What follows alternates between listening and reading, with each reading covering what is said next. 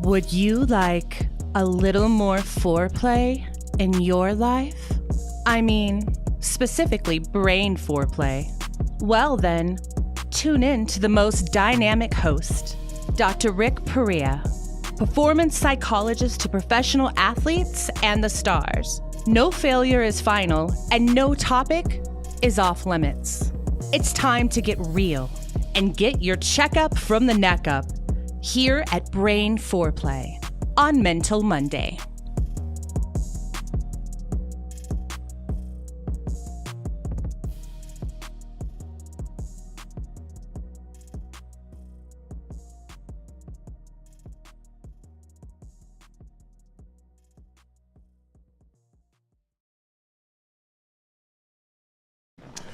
Welcome, everyone, to Brain Foreplay, where you get your checkup from the neck up on Mental Mondays. I'm Dr. Rick Perea, PhD in psychology, and I come at you once a week talking to you about how to provide foreplay for your brain. And the different things I postulate and put out there in the world will hopefully give you a nugget to help you live a little bit richer and deeper life with more information about how to get your brain in the right spot for success. One of the things that happened in the past week that really got my attention, because it has to do with what I do in my everyday work. Again, I am a PhD in psychology. My PhD is in industrial organizational psychology. So what that means is we're trained to help organizations perform at peak levels. So that being said, there was a team in the NFL, the Indianapolis Colts, who hired a head coach interim because they fired their head coach halfway into the season. And they hired an interim head coach that has no coaching experience at the college level or the pro level. And for me, it was sure enough, really did make headlines for me until the backlash within the NFL community, specifically coaching community, really raised their ire. And what they said was, it was a disgrace to all the coaches out there in the world that have been working their butt off for years and years and years to work up the ladder from being an assistant, maybe a quality control guy, to all the way to a position coach, a coordinator, and then eventually a head coach. And there was one particular former coach, Bill Cowher, who used to coach the Pittsburgh Steelers, who literally, went off on a TV show and really said it was a disgrace to the NFL. It was a slap in the face for all these coaches that have been working. And as I listened to this rendition from him, I said to myself, his position really lacks perspective, because it does. He brings a position that is very specific and homogeneic to coaches. And of course, coaches think, in a positive way for other coaches. And they think the way to escalate up the ladder is to coach, get promoted, go, find another job, be able to put themselves in a great position for success. And in general, I agree. But, I'll tell you something. One of the things that's happening in organizational performance in 2022 and going forward, and I'm so happy about it, because it's progressive. It's that we're finding talent. Now, let's think about this. Talent is basically human capital. Human capital are people. And generally within an industry, people hire within an industry. But that is beginning to change. And I'm going to give you a few examples of that.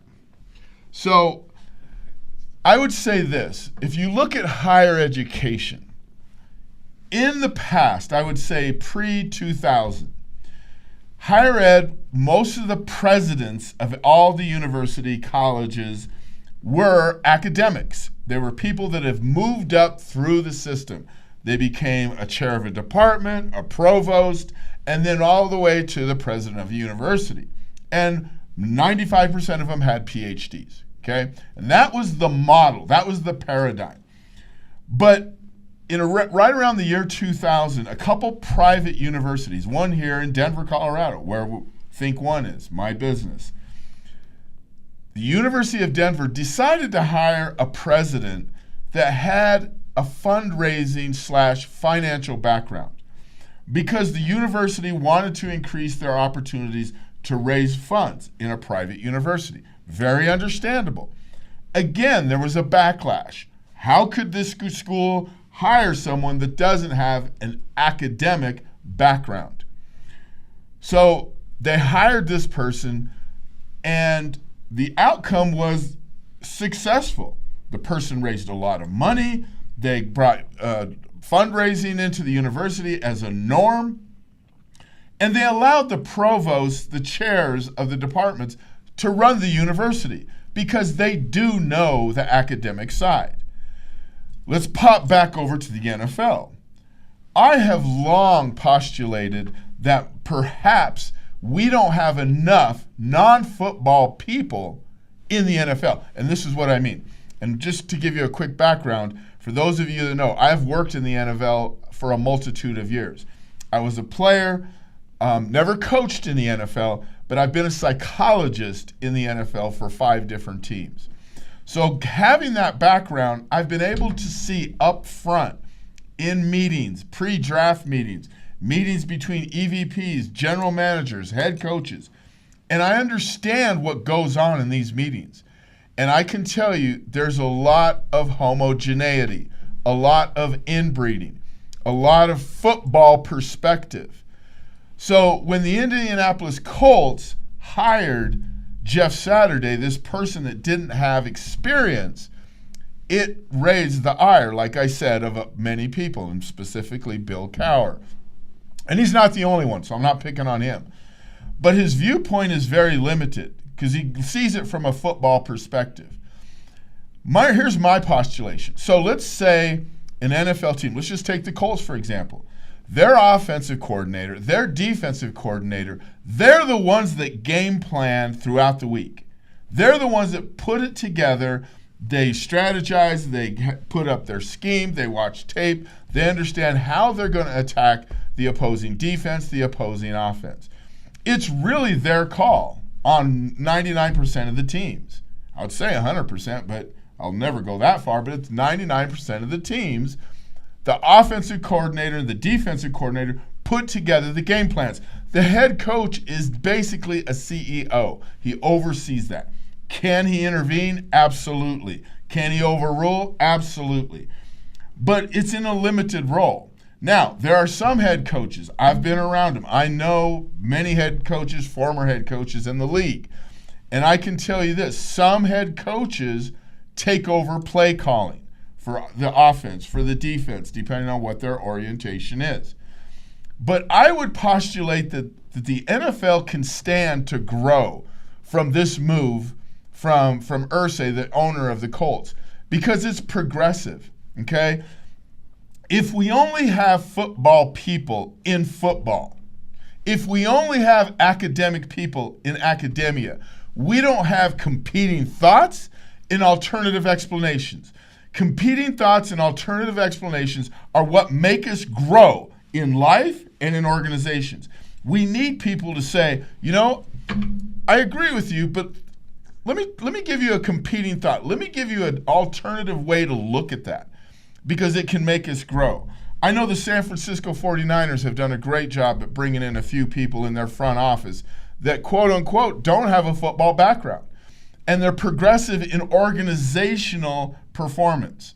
So I think what we really want to realize, what I want to get the message through to you today, is organizations really thrive from different viewpoints. We call it divergent thinking.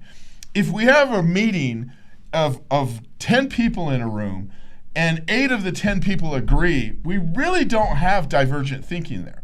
We've got to have divergent thinking. Let me give you another example in the NFL. I've been in draft rooms, pre-draft, when a coordinator will like a player and he'll give you all the reasons why he likes it. And then they go down through let's say they're going to look at this linebacker. And then the linebacker coach will talk about his speed, agility, his background, to talk to his high school coach, his college coach. But largely you have a bunch of congruence. And you don't have necessarily someone that stands up and says, I disagree, guys. We need a linebacker that is a run stopper. He's not necessarily a great athlete, plays in space, but he can do different things. And it puts a different idea into everyone's head. So then it becomes more eclectic in their approach, more divergent in their approach. And it makes them a stronger organization. So what I'm saying is we've got to get away from this mindset that we've got to hire within. We've got to hire people like us. We need to hire people that are thinkers, that are processors, that think outside the box. Whoever created this flipping box anyway, there's no box, okay? Box, circles, triangle. We need people who think creatively that can come into meetings and say, I get what you're saying, but I got another idea. Think about this. And it gets us to percolate and really begin to process new information, new ideas, new thought processes within organizations, and that's the way it grows. Let's go back to the NFL pre-1970. I'm going to give you another example of how a paradigm completely shifted, and it affects the NFL to this day. Pre-1970, the NFL was a grunt league, meaning it was big guys pushing each other around, 3 yards in a cloud of dust. It was grunt, big, strong guys. That's what the NFL was, okay? Tom Landry, Tex Schramm for the Dallas Cowboys, right around 1970. I was only about half a minute old at that point. Right around 1970, they had a thought. If I take the fastest human being in the world and I put him out at receiver and I run him on a fly pattern and I throw the ball up and he's faster than anybody else, he runs and catches the ball, scores a touchdown. What if? But see, it took Tex Schramm, it took Tom Landry to go, what if? It took Jim Irsay of the Colts to say, what if I hire Jeff Saturday with no coaching experience? Irsay said something that was really powerful. He says, I'm tired of hiring coaches that are scared. Scared. Pow. On the money. I've seen it, people. I've been in those rooms. Coaches will lean on analytics. They'll lean on any kind of idea because they don't have the answers because they don't have an organizational background. They have a football background, and that's limiting when you understand the overall organizational performance. We don't want scared people running businesses, running organizations, running teams. So back to the NFL and the fastest man in the world. So the Dallas Cowboys sign a player named Bullet Bob Hayes, okay? Bob Hayes was the fastest man in the world at that time. They put him at receiver, said, just run down the field. We're going to throw the ball up and you go get it. Well, it didn't quite work out as successful, but it started to work a few times. Well, here's what happened to shift the whole paradigm. Defensive coaches, defensive coordinators said, well, if you're going to have the fastest guy in the world down there beating everybody down the field to catch the ball, I'm going to get the second fastest guy in the world to cover him, okay? And so that's what happened. They hired a corner, signed a corner. They could, quote unquote, at least halfway stay with Bob Hayes and his speed. Then that trickled down into the running back position. Coaches started saying, well, if I have speed out there, I want speed carrying the ball. So they started signing fast running backs. Well, guess what the defensive coach said? I'm going to sign fast linebackers to cover those running backs. So you can begin to see what happened. Speed revolutionized the game, starting with Bob Bullet Hayes, okay? But it took Tom Landry and Tex Schramm to say, what if? What if? And that's what we need in our industries, people. What if? Albert Einstein discovered the law of relativity in a physics class because he sat in a class, went up to his physics professor at the end of class and said, you talked about the speed of light from A to B being X, B to C being Y. What if? And he postulated the beginning of the speed of light, the law of relativity. So people, we have got to nurture our children. We have got to nurture people who hire in organizations. We've got to hire coaches, teachers, preachers, everybody that gets in front of people. What if? What if? And I know we here at Think One, we're always doing that. We're thinking, what can we bring in? We do neurofeedback. We do all kinds of different things for the brain. And we're always thinking about what if? How can we get better? So people, I want you to understand, we've got to shift paradigms. Don't stay stuck in your paradigm. Have the courage to disagree respectfully, but say, I have a competing thought. I have an alternative explanation to help our organization get better. I can tell you this. We have meetings here on a regular basis, and if someone has a better idea than hey, I'm all for it. I check my ego at the door. I'm not all-knowing. I don't have all the answers. But if somebody does, I want them to come tell us. I want us to say, had you thought about this? So we've really got to understand that. So looking forward, think about this. Whatever industry you're in, be willing to hire people that think differently than you. Be willing to hire people that offer a competing thought, an alternative explanation, maybe even who come from a different industry. And I hope that Jim Irsay's decision to hire Jeff Saturday with no coaching experience at the higher levels is the beginning of a paradigm shift, because we need it. I can tell you, there's so much money in the NFL, but there's a lot of ignorance. There's a lot of people at the higher levels that just don't get it. I'm going to give you one here in Denver with the Denver Broncos. The Denver Broncos' last three coaches, they have completely whiffed on the last three coaches. Now, I know one of those coaches, and he's dear to me. So I don't think they gave him the tools to be successful. But when you whiff on your last three multi-million-dollar hires, by the way, people, I mean, they're spending millions and millions of dollars on these coaches, buying out their contracts. When they fire a coach in his second year and he has a 5-year contract, guess what? They owe him all 5 years. A lot of people don't realize that. There are people, many coaches sitting out there watching TV right now, making millions of dollars, not even coaching, because they got fired. So I want us to understand organizations don't have to whiff on their hires. We see it in college football. We see it in college basketball. We've got to get better. People, organizational performance is about being innovative, creative, and I'll say it one more time.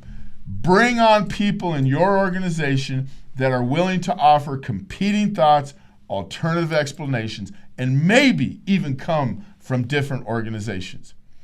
Thank you for tuning in, getting your checkup from the neck up, from Think One and Mental Mondays. I love you, trust you, and believe in you.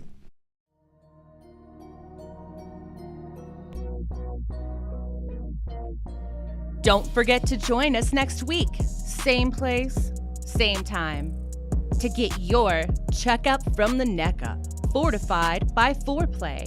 That's brain foreplay.